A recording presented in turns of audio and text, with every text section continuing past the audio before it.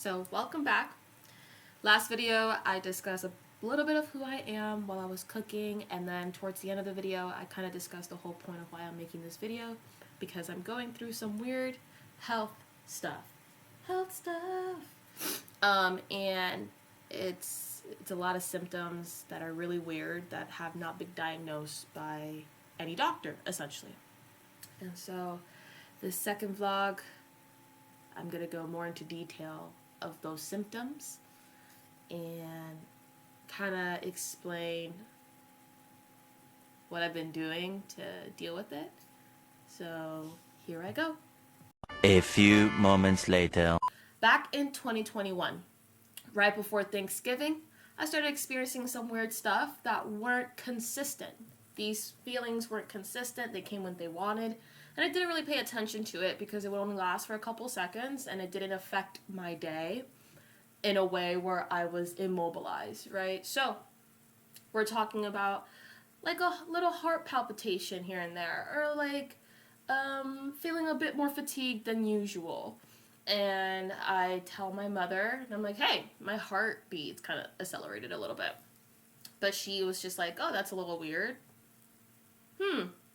During this time, I will note that I was working very late hours at a very demanding job. I would get home, drink a Celsius, which for people who don't know what a Celsius is, a pre-workout drink, considered one of the more healthier pre-workouts. And I would drink one of those. That gives you like energy. You have to drink it and you have to work out. It's not just like kind of like a Red Bull where you could just take a Red Bull and to stay awake. You drink this, then you work out because it does kickstart your metabolism. And so I would drink that. I would do about 30 minutes of cardio, jump roping, by the way, and I would come home, shower, and go to sleep.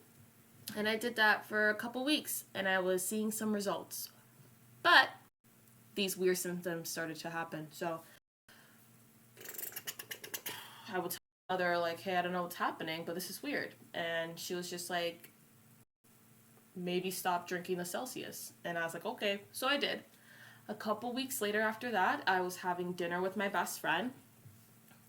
And I start telling her, hey, I'm feeling really weird right now. Kind of felt like a panic attack. But it was not, I wasn't triggered by anything. I was at a restaurant eating some food that I always eat. I was comfortable with the person that I am with, and just everything around my environment changed. A lot of heightened noise, a lot of like visually everything became kind of really intense, and I just couldn't breathe. So it was very much on the lines of panic, but also my blood pressure was like fluctuating. It was tough. So I ended up going to the hospital because I was not looking good. I was looking very pale. And they ran a bunch of tests in the hospital, and the doctor was just like, you're just having a panic attack. And I'm like, no, I'm not. This is different. This is different. This is different. And he was like, I don't know what you want me to do. Go see a cardiologist. So they gave me Xanax, and by the time I was in the hospital, you know how you don't get checked in very fast. I was there for a couple of hours, and as time passed, my symptoms got worse. Symptoms include I was having slight tremors that would like come and go, tremoring. My heart was like beating really fast to me, the person who's feeling it. To them, data-wise, 123-25 beats per minute is not a problem for them. 125 beats per minute when you're laying down is a problem because there's no activity.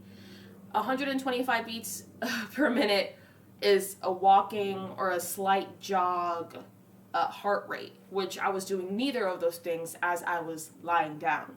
So for me, I'm a little bit scared. I don't know what's happening to me.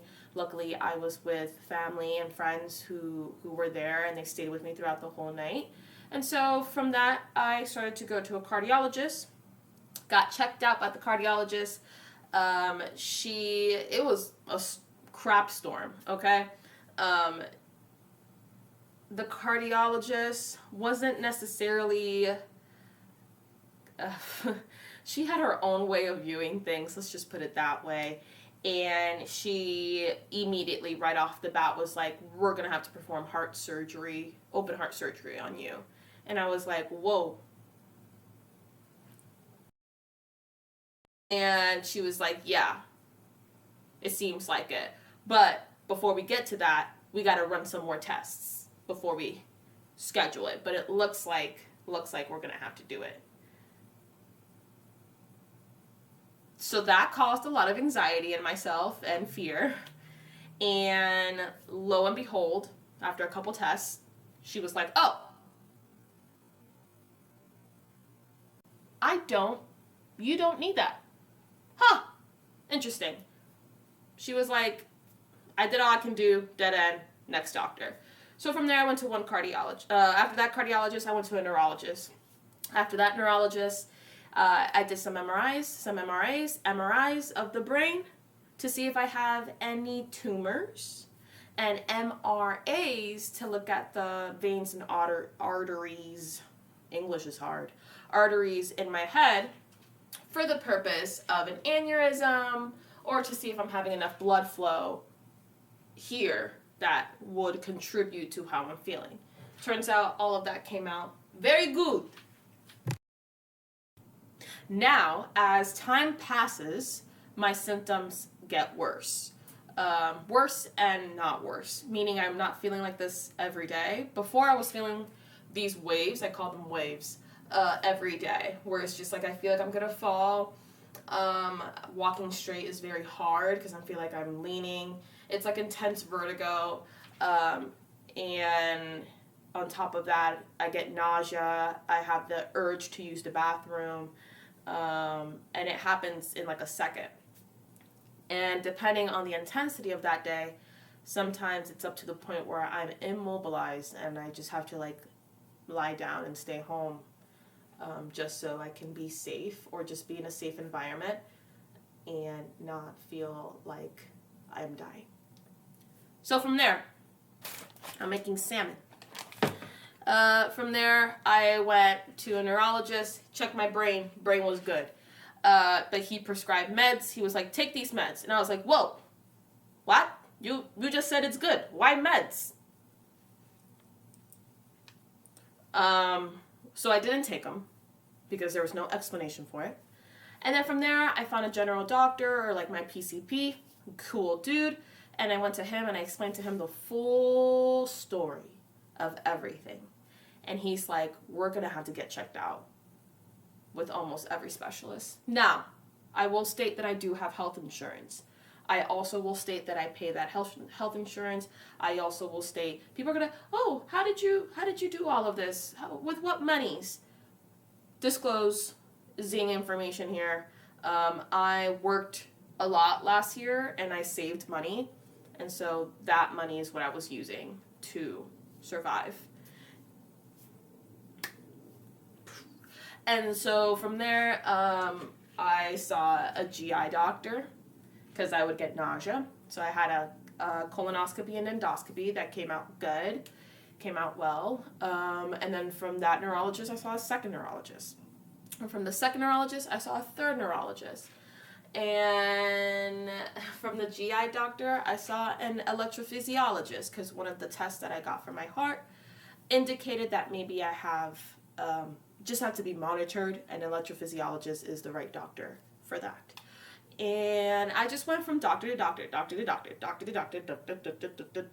and they all had no explanation, but they all have medicines to give. They were all like, try this, try this, try this, and I'm not a guinea pig, nor do I want to be. And so it was really hard because it's up to me, right? Free will. So I had to decide, do I want to take these meds, or do I want to keep seeing my other options? Then came a day. I went to Marshall's. I had the worst panic, the worst symptoms at Marshall's. Sometimes the symptoms also, it changes everything. So I was waiting in line. I was sweating, from my feet. I was sweating. I thought I was going to pass out. I couldn't stand straight. And it's just a bunch of agony. And I'm like, I'm just standing in line. I can't even stand in line. And so after I paid at Marshall's, I got in my car and I cried. The amount of crying I've done this year is exponential. I think I cry almost every day. And so I come home, I tell my mom. She's sick and tired of hearing of this, obviously, because she doesn't know how to help me. And I go and I lay in my bed and I'm crying and I'm crying and I'm crying. And as I'm crying, I'm like, you know what? Let's look something up. I go on the computer and I search for a holistic doctor. And I find one. And I call them up and I let them know full story again. And on the phone, I am crying because I am in pain. A lot of these symptoms causes me pain up to the point where I can't drive because it already has happened a couple times while driving that the symptoms happen and it's a safety hazard and I can crash. So if I have the possibility to pull up to the side, I do, and I just wait it out, which is even scarier. One of the things that I also do to calm myself down completely, to numb myself, is I grab a big bag of ice and I put it towards my chest and my body as the symptoms are happening. It just numbs the pain so that I don't feel it, but everything is still happening. But I'm just like a little bit numb about it. I haven't done that in a while though, because I went to go see a holistic doctor. And I let her know all my symptoms. And she started treating me. It helped. It helped. It helped. She very much heard my plead, heard my cry. Some days were more intense than others, but she helped me. And she helped me we kind of examined all the symptoms individually, and she kind of treated me for that. And slowly but surely, I started to get better in the anxiety, depression department. I experienced depression for the first time in my life. I never knew what that was like. And so I continued seeing her. I still continue going to doctors, and with the last neurologist, he thinks that I'm experiencing some form of epilepsy, but they haven't been able to catch it or see it on any monitor or see it on any tests. So he's just going off of a hunch. And I kind of went to all the doctors, exacerbated as much as I can all the tests, and finding doctors that not only believe what's happening to you, but also want to help you out was also one of the hardest things. That's why I had to change doctors so many times. And the holistic doctor, she was the one who kind of helped the most for relieving some sort of pain. So from there, I continued seeing her because that's the only relief I was getting. If I was able to control the anxiety a bit more, I can control how I feel when the symptoms are happening. But it's very immobilizing. It has been. And it's been very hard on me physically. I know it doesn't look like it right now, but I've lost a lot of weight from it. My clothes do not fit me. My appetite has changed. I've lost a lot of hair. And I experienced, in the point of the depression, deciding that I kind of don't want to live anymore. I was kind of like, if this is how I'm gonna go, this is how I'm gonna go. Because it really is too much. And there's no relief. I can't pop a pill and get relief. I can't. So I've just been raw dogging it for the past year. And it has really it has changed me completely. And so currently, right now, present times, I am still seeing a neurologist. I have been having therapy just to talk about the experience, but it comes to the point where you have to accept it rather than continue to fight against it, because the fatigue that you experience is not like any fatigue I've ever known. It's not like a workout fatigue where you're sore. It's not like a running fatigue after working out. It's like you're really, really tired. Your body is asking you to stop. Please stop. And let's just rest. And a lot of people in my support group are like, you're so strong and we're so proud of you to keep going. But I don't necessarily feel strong. I feel very weak. And I also feel like I'm not kind of living up to my fullest potential, because I have to take my health into my own hands. So it's a lot of advocating for yourself. It's a lot of, well, are you sure I have this? Because once I start taking this medicine, if it doesn't help, I'm going to stop it. But also, a lot of the medicines that these doctors were prescribing, a lot of the common side effects are the symptoms that I currently experience. So it would even be worse if I take it, experience side effects, not knowing how to differentiate between my current symptoms and the side effect from the medication. So I'd rather just keep going the way that I am, knowing that everything that's happening to me is happening because of my body and not because of a pill that I'm taking, rather than taking a pill that may or may not even help until we have more data. That's me, that's my own option, my own opinion, and I feel like that's what my body has been asking for.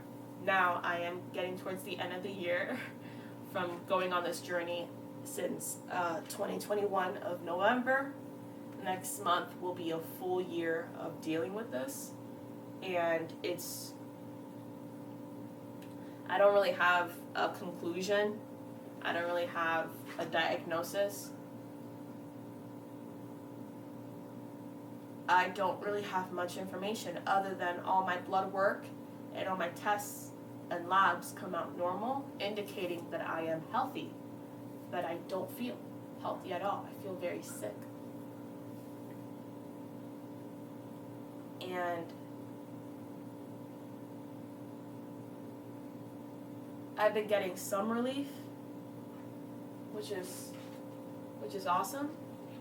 But the next test, I hit my deductible, and if you know anything about insurances, once you hit your deductible, everything's covered. So I hit my deductible, and I will be getting more tests in the upcoming weeks in neurology, where they will be monitoring my brain activity for a couple days consistently overnight, and that will be also a big test to indicate what's going on in my head, hoping they find something. But also, if they don't, I have to accept that too. So this year has been a lot about accepting and not just fighting against the grain, because you're already tired. There's already an extreme fatigue that's happening every day, and kind of just figuring out how to live life with it, which has been the hardest lesson and the hardest thing I've actually had to ever overcome. Like, this doesn't compare to any finals in college. This doesn't compare to any flu that I've ever had. Like, those things are momentary, and you do it, and whatever outcome happens, and then you keep going. But this is not something that I have overcome just yet, where I can just keep going. It's been sticking with me, and